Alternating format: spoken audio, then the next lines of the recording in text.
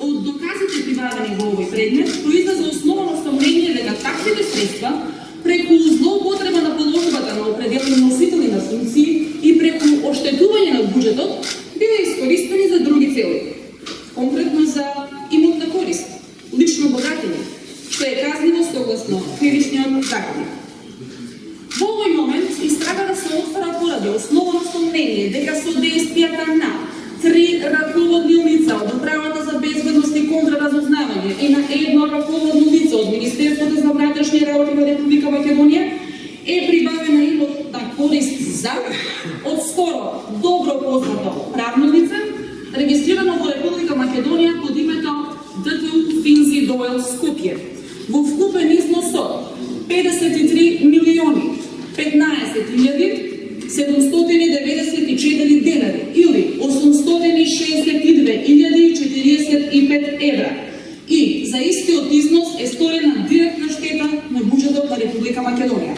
Првите 3 осомничени лица заедно ја искористиле службената положба и овластување и за правното лице Финзи Дойл Скопје прибавиле имотна корист која надвијува значителна вредност во вкупен износ од 35.488.294 денари или 577.045 евра и нанале имотна штета на средството од буџетот на Република Македонија во наведениот износ.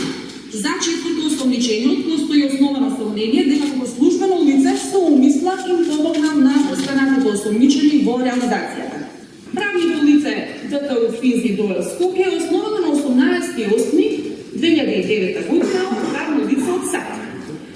Единствено што работел овој правен субјект е што има зголемување на основната главнина со 650.000 евра паричен доход. Овие средства се префрлени од сметката на Финзи САД, која била отворена на Кипар, на сметката на Финзи Дойл Скопје.